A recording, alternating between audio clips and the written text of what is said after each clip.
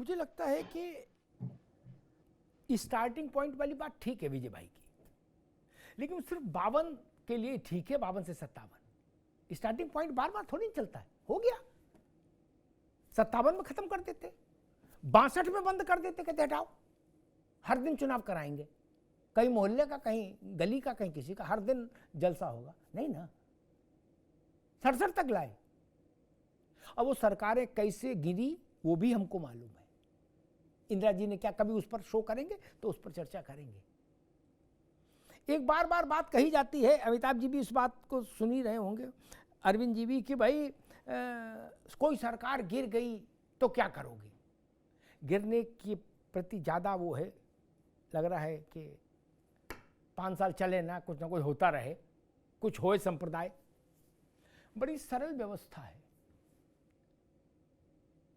सरल व्यवस्था ये, कोई सांसद या विधायक नहीं रहता है या इस्तीफा दे देता है तो बाई इलेक्शन होता है, जितना कार्यकाल बचा होता है उतने कार्यकाल के लिए चुना जाता है।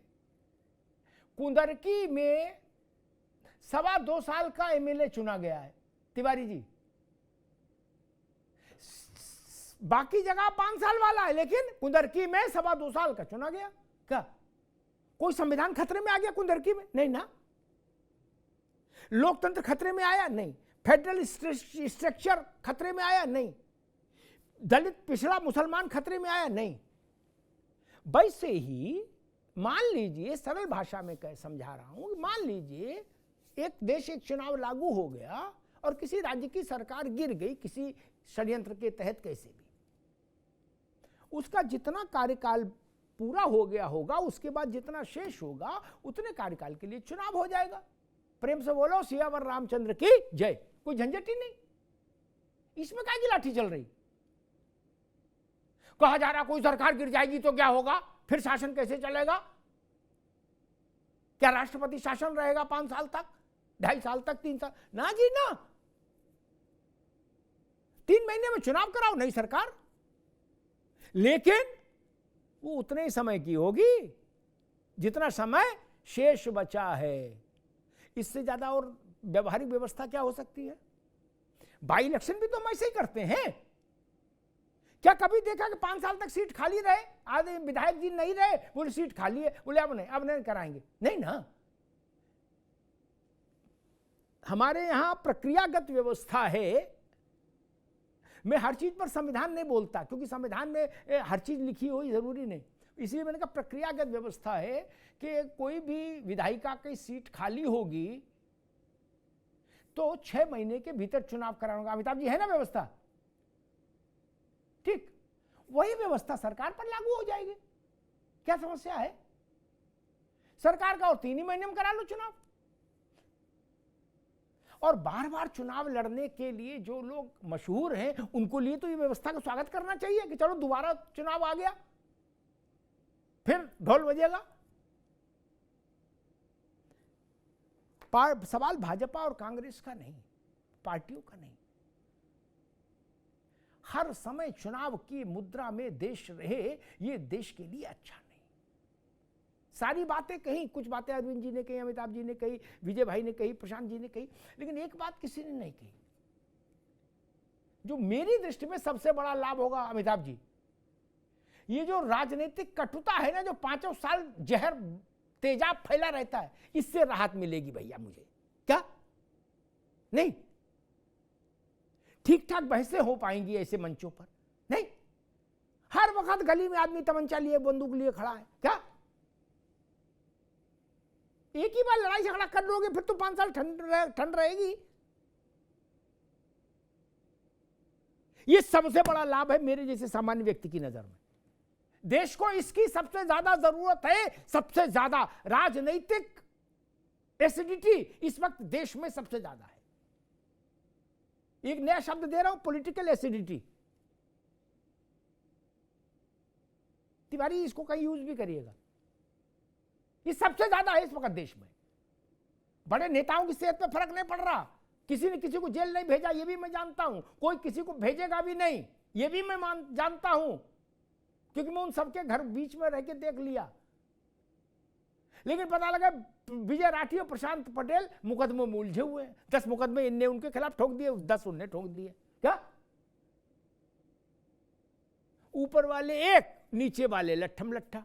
भाई इससे बचेगा देश। कृपा करो तुरंत ले आओ। हमने इसीलिए आज प्रशांत पटेल की पार्टी को भी कटघरे में खड़ा किया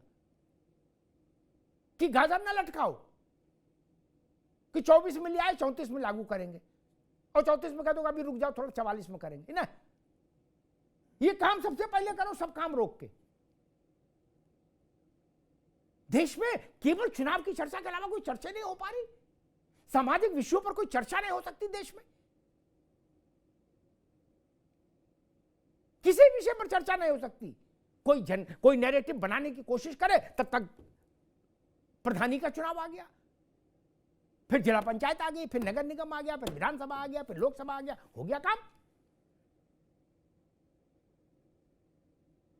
राजनीतिक लोगों के पास 5 साल चुनाव लड़ने के अलावा कोई दूसरा काम नहीं।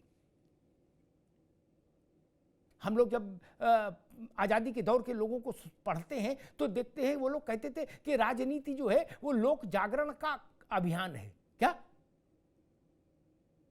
या कोई लोक जागरण कर रहा है?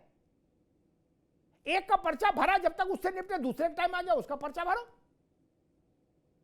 नेता जहाज में ही है, वही पेस्ट्री खा रहा है, वही अपना हाथ हिला रहे हैं, सभा कर रहे हैं। किसके पास फुर्सत है बैठ के कुछ पढ़ने का, लिखने का, समझने का, सोचने का? 52 से 67 तक इसीलिए लोग और भी काम कर लेते थे, क्योंकि चुनाव बार बार नहीं था। बार बार चुनाव ने देश का जितना नुकसान किया उतना और किसी चीज ने नहीं किया, जान लीजिए।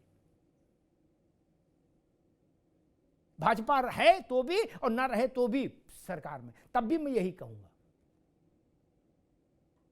और चुनाव एक साथ हो या अलग अलग हो, इससे सरकारें तय नहीं होती मेरे भाई। सरकारें ननकू और रज्जाक तय करते हैं, भारत का आम आदमी तय करता है, भारत की जनता तय करती है।